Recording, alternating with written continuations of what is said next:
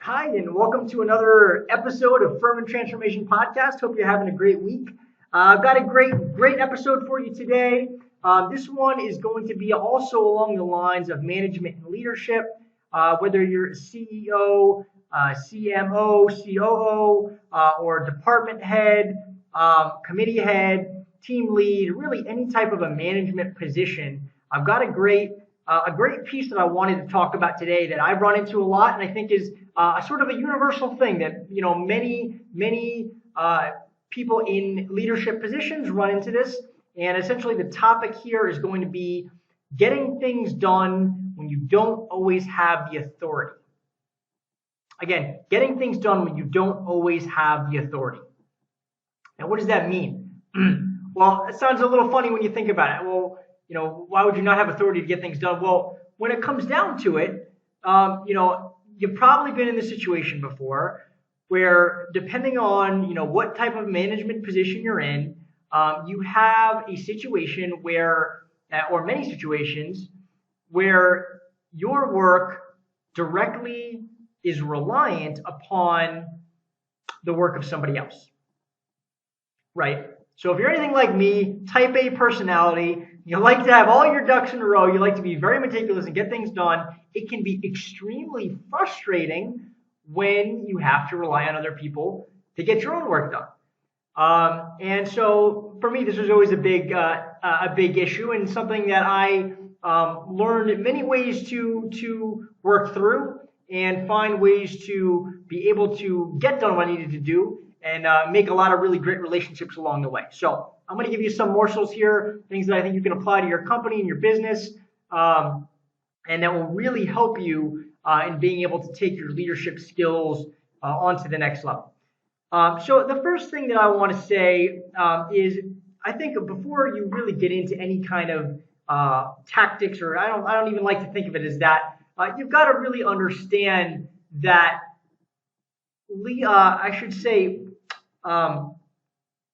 leadership, management in general, has to be viewed as a symbiotic relationship with everybody in the picture. Always as a symbiotic relationship, but especially with people that are your direct counterparts. So, if you're heading up a certain team, that every other counterpart that is in relation to you, you need to be able to have very good relationships with them, and symbiotic relationships, meaning that you will do for them as they do for you. It's not one has power over the other. It's a mutual relationship, and when you're able to foster that mentality, that's when working becomes much easier, and it becomes a breeze because people want to end up wanting to help each other out.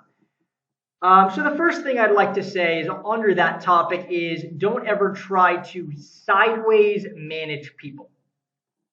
And what do I mean by sideways manage? Well, people that are your direct reports, you have the ability to manage, right? Because they are your direct reports, and you typically have authority to say, okay, this is something we need to get done today.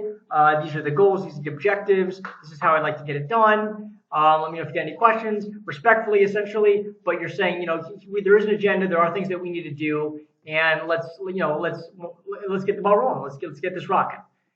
You can say that with direct reports. You can't frame that. You can't take that same situation or sideways manage, or you at least don't want to, with people that are your equals and your counterparts in management, because what that'll do is actually create resentment, and it's going to give you much more problems than good that will ever come out of that. So don't sideways manage. We're going to get into some ways in which you can build these relationships and really have an effective working environment. So the first thing we'll do is let's start with number one here. And I'm going to take a sip of water. Is going to be building strong relationships again with every counterpart that you have. Okay, so if I'm the COO, I want to have a really good relationship with the CMO. I want to have a really good relationship with the CTO, so on and so forth. Okay.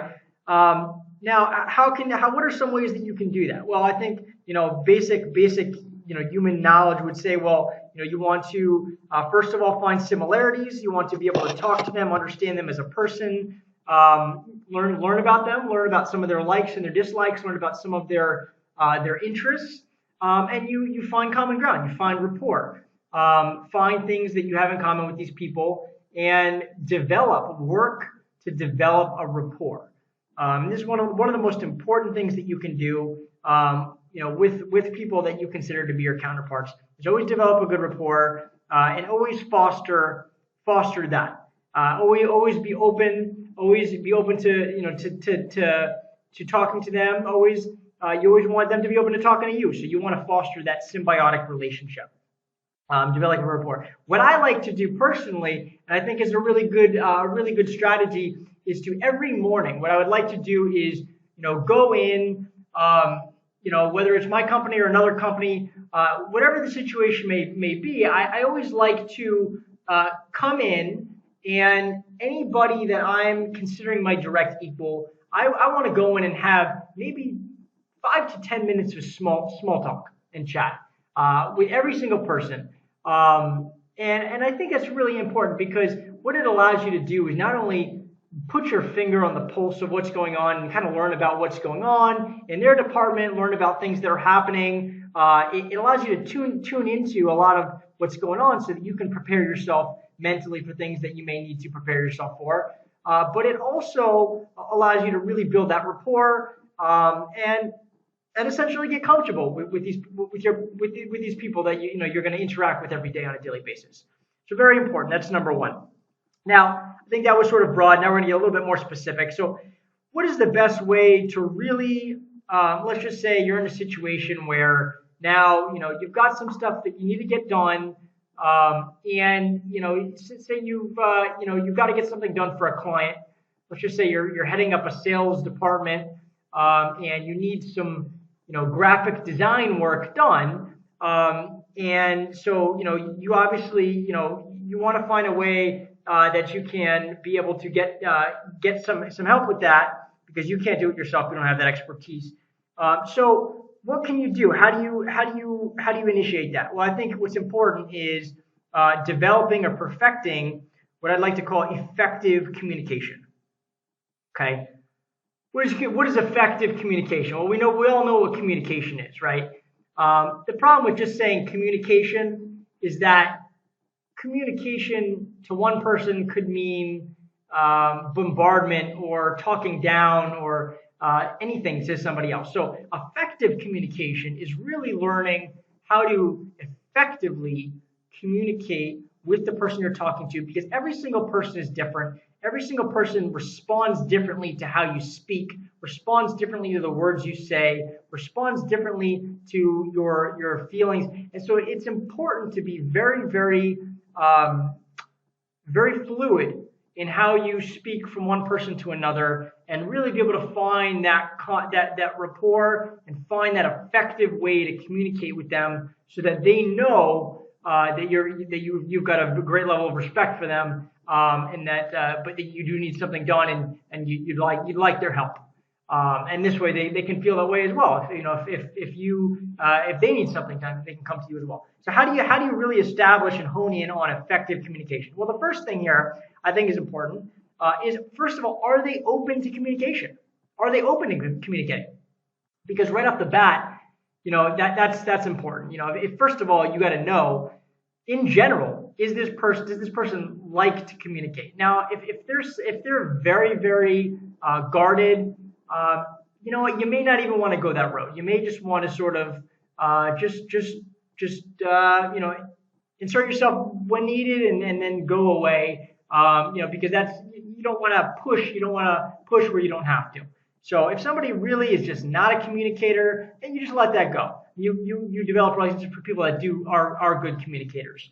But typically, most humans, it's a very, very human need to want to communicate with others. It satisfies a very deep need for us as people, I think, to be able to really connect in a way that we understand each other, connect in a way that we emotionally feel each other, and really to work as a unit. I think that's a very, very core, very fundamental human need. And I'd say 99% of people will welcome that and do welcome that as long as you do it effectively and correctly. And again, it's going to be tweaked depending on who you're talking to and how you're talking and many other variables that come into play.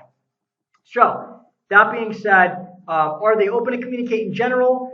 Are they also open to communicate right now? So that's another important one, is that understanding that when people are in certain zones, if somebody is very, very busy, obviously most people would understand that it's probably not a good idea to try to get a message across at that point, but some people still will push. So it's important to watch for openings. Watch when is this person not overwhelmed? Do I have a feeling that they may be freeing up? Oh, now's a good time to go talk to them. Him or her. Let me go run over there and have a quick conversation and chat. So finding the right time also. Maybe they're not in the best mood. Maybe they've got something going on. Find a good time to initiate the conversation. You never want to try to bombard someone or try to even enter in a conversation when they may be in their head about something and they're clearly not in the right mental frame to want to speak with you. Now, if you're very close with them, if they're a very close colleague, very close friend, then you do have an opportunity to go in there, make them feel good, crack a joke, make them smile, and then maybe say, hey, look, listen, I got this going on. I was wondering if I've got a client that's looking for I got to put together a bit of a deck. Would you mind putting some designs together for me? I've got to have this by end of day. Sure, yeah, absolutely, not a problem. So if you can break that barrier, you can level with them or her, then absolutely go for it. But just know who you're talking to, know how strong that relationship is, how strong that bond is, and then kind of where, from experience and from feeling, where you can go with that. I think it's very important to kind of develop a feeling for these types of things, because in the workplace, that emotional intelligence will take you a very long way. All right. So that's are they open? Number one, to communicate. When are they open now to communicate? The next thing I want to talk about here under effective communication, I think this really is very important, is there's so much in how you say things, what you say, and the words you use, and this can transcend really into any relationship that we have. But I think it's even more so important, or just so important in the work environment, that you take time and be meticulous with how you say things, with what you say, and with the words you use, because training yourself to do that will also train yourself to be in the most positive states towards people, and ultimately will result in people being in positive states and treating you very well. So people, typically will respond to how you treat them, and so you want to treat people very well, and you always want to be again very meticulous and very careful, and not only say careful, but very meticulous in what you say and how you say it. Give value to that. Give value to that. Now, I'll give you an example. For example, if I said, hey, Bob, I'm having an issue with my computer. I need you to come over right now and fix this. Right? That's a demand. Right off the bat, he might do it. He might come over. He might fix it. He might say, give me 10 minutes. But right off the bat, it doesn't leave Bob with a good feeling. If you're coming at him with a demand, instead I might say, hey, Bob, how are you? How's everything going? Start with some small talk. Engage, and then say, hey, listen, now I've got this problem with my computer. It's just doing this really funny thing, and then maybe insert something about the urgency, but not his urgency, but why it's urgent for you. Say, listen, I've got to get this thing over to a client, and by end of day, and I'm worried that I'm not going to be able to get over it. Is it possible you can come check it out real quick? And you might even be surprised that he then drops what he's doing at that moment in some cases and comes over to help you, because the way that you've expressed it to him is that you have an issue. I have an issue personally, and I'm asking for your help. I consider you a friend. I respect you. Is it possible that you could help me out real quick? And when you come from that place and that frame, it's tremendous how well it is and how easy it is to be able to get things done. Not only that, but it's I scratch your back, you scratch mine. So then if he needs something, I'm going to feel good now about helping him, because he just so quickly helped me. And it causes a chain reaction that is just invaluable and just so important in the work environment, in the business environment. Now, I think the words that you use are also very important too. I think one frame that people take is and I think this will also fall into what you might call sideways managing. Is when you try to frame it as, well, I think a good example is like, well, I'd like you to do this for me. I'd like you to do this for me, and here's how it's going to help you, right? Like if you do this, then you see it's going to benefit you in this way. That's a perfect example of talking down to someone. Nobody wants to hear that. Nobody wants to, don't talk to me like a child. Talk to people as humans, as equals, as counterparts, and they will return that same favor. And they're gonna treat you well as well. So very, very important. Now, specifically, also, I like to put a lot of emphasis on words, because obviously I'm a sales guy at heart, and I think words, when you get really good in sales, you realize that words are so important.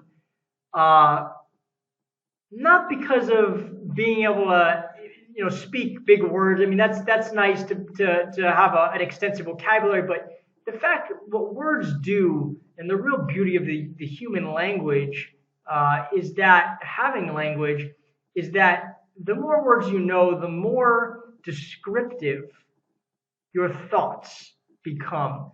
And so your thoughts can be very, very complex. What you say, if you have a limited vocabulary, is often restricted to the words that you're used to using. And so if those words that you're used to using don't fit in a positive paradigm, or don't not only not fit in a positive paradigm, but don't help to clarify exactly what it is that you're trying to say, it can very easily be misunderstood and misrepresented as something else, and actually cause an adverse negative reaction by the other party. So even if your intention is positive, because you didn't specify with your words in enough detail, it can be taken as any number of things.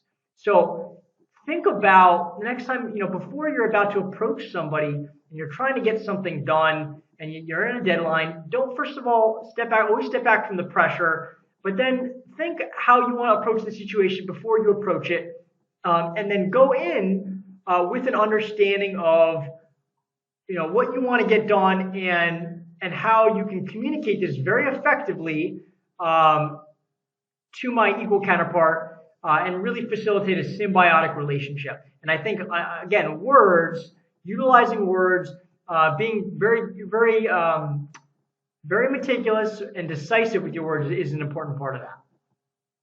All right. All right. So that covers 1 and 2. I've got one more piece here that I wanted to discuss, and then we'll call this a day on this episode. The last bit here, I think this is really important, and this is something that's been really effective for me when you're developing relationships, but especially work relationships. And I think it's very important that people like to feel appreciated. And, when you show appreciation, you feel good, they feel good, and it just creates a really stronger bond. And it makes working even easier to the point where it becomes just frictionless. So I like to always show gratitude, always make people feel appreciated. I think it's very important. You can do that with compliments. Obviously, I like, I like to say compliments, not flattery, unless you're sincere in your flattery. But always come from a sincere place. Always show appreciation. I think one of the best ways to do it, and this is just me, and this is just from my experiences. I like to, when I feel I have a colleague at heart, and I feel like I have a really good relationship with somebody that is my equal in some ways, and I want to show that appreciation. I like to give really meaningful gifts. Okay, I like to, I like to really think about that person and, really put some thought into what do they like. And then I like to surprise them with a very, very meaningful gift. Not cash, none of that, because you don't give cash or a gift card to somebody that's a colleague. Typically you want to give something that's meaningful, something that maybe gift card to, if it's like something special. But you want to put a lot of thought into it, and when you do that, you surprise a colleague with something like that. It is one of the most beautiful gestures that you can make, because it shows not only that you care and that you appreciate them, but also that you know them as a person, and that you really wanted to give them something special. And I think if there's one thing I can leave you with, it's that. I think it's one of the best little secrets, little tips that you can utilize, to really even take it a step further and really help build strong relationships in the workplace. Again, it's been a Furman Transformation podcast. Thanks so much for listening. It's been great being with you guys here. Again, this was an episode of getting things done when you don't always have authority. Again, Furman Transformation, we are a growth agency. We work mainly with tech companies or growth stage tech companies. We do everything from the sales engine to the marketing engine to the PR engine to solutional problems, putting solutions into play, implementing them.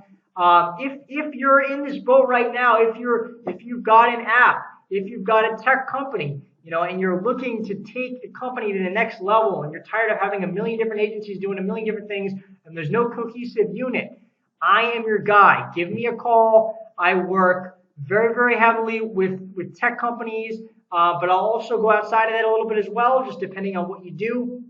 Give me a call. I want to learn about you. I want to work with you. My number is 561 at the office, 561-571-0638. Again, it's Jonathan Furman, Furman Transformation, 561-571-0638. Thanks so much, and have a great day. Thanks.